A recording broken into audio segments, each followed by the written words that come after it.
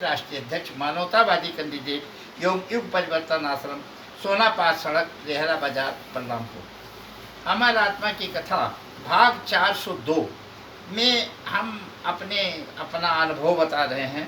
जो कुछ मैंने लिख दिया है, जैसे किताब कापी में लिखा है, उसी अनुभव को मैं बता रहा हूँ। वैसे तो आपको ये जानना होगा कि जो विधिना ने लिख दिया छठिय रात के अंक, और आई घटे न तिल बढ़े रहु रे जीवन शंक।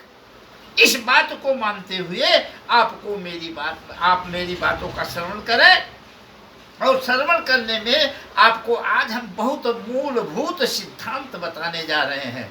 आप कथा सुनते हैं, कथा कराते हैं, प्रवचन कराते हैं, या भंडारा करते हैं, या कुछ करते हैं धार्मिक काम, तो धार्मिक काम आपका सफल हो रहा है या असफल, इस चीज को जानने के लिए आपको कुछ काम करना होगा। वो काम मैं बता रहा हूं कि धार्मिक काम आप जो भी कर रहे हैं सफल हो रहा है असफल।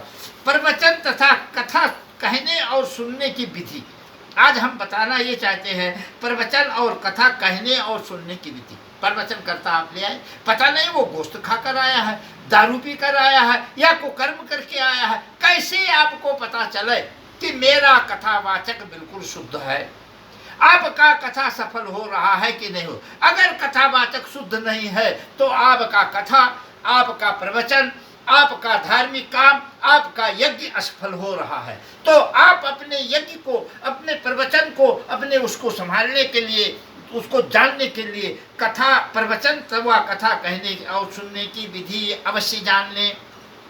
अब आपको मैं बता दे रहा हूँ, योग प्रवचन व कथा के सफल होने की परीक्षा। ये सफल हो रहा है, हम प्रवचन करवा रहे हैं, तमाम रुपया खर्च कर रहे हैं, लोगों को खिला रहे हैं, क्या मैं सफल हूँ? जैसे अर्जुन को और युधिष्ठिर को कृष्ण ने एक न्योला आकर के बताया कि आपने जो कुछ किया सब व्यर्थ किया, ये आधा मेरा सोने का हो गया, लेकिन आधा कुछ नहीं हुआ, मैं यहाँ लौट रहा हूँ। मैंने सोचा था कृष्ण भगवान ये करवा रहे हैं तो निश्चित होगा, लेकिन कुछ नहीं हुआ। उसी प्रकार से जब आप अपना कथा या कुछ भी करते हैं धार्मिक काम, तो वो सफल हो रहा है कि असफल, इसे आप अवश्य चुनें। नंबर 3 पे मिला लिखा, धार्मिक अनुष्ठान गलत है या सही, कैसे देखें?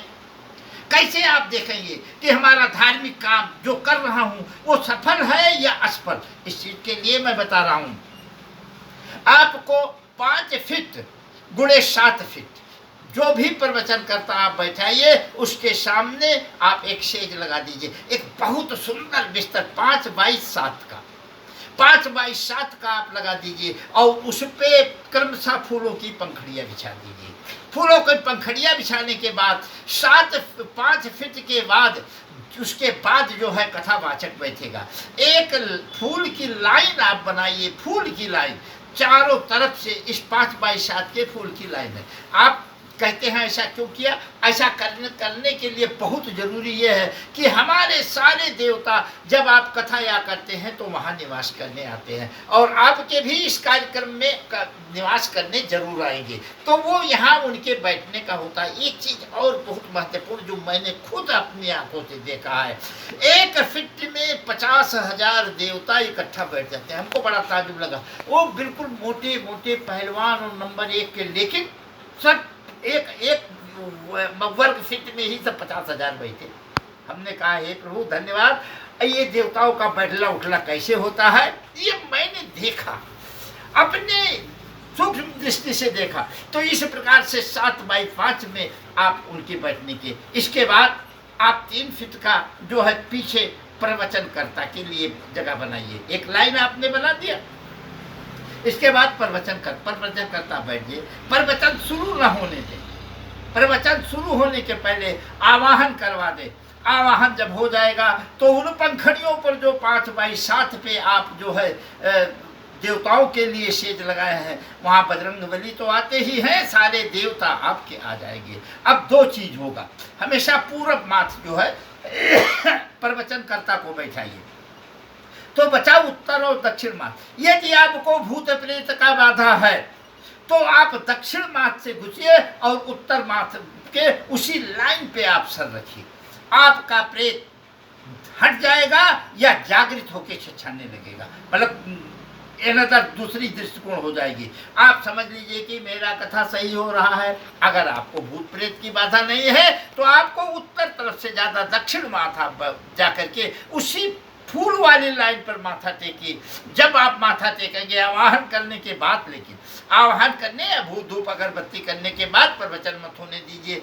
आप जितने भी लोग हैं, सबसे बड़ा पुण्य वही होता। उत्तर माथा टेकेंगे तो आपके रोए रोए खड़े हो जाएंगे अगर आपको कोई भूत प्रेत नहीं है, क्योंकि आप देवताओं का, और एक चीज और ध्यान रखिएगा, देवताओं का हाथ जब आप वहां माथा टेकेंगे तो सीधा आपके सर पर होगा। यदि आपका सर गरुड़ लग रहा है, थोड़ा सा बोझ महसूस हो रहा है, तो आप समझ लीजिए मेरा कथावाचक सही है। और जब मेरा कथावाचक सही है तो निश्चित है आप कथा का आरंभ करवा दीजिए। अगर कथावाचक गलत है तो ऐसा कुछ नहीं होगा, न प्रेत हटेगा और न आपके सर पे जो कथा का आयोजन किया है उसके लिए हम बता रहे हैं। इसके बाद तो जो भी कथा सुनने आए हैं सब ऐसा काम कर सकते हैं, क्योंकि इससे शुभ और लाभ ही होगा।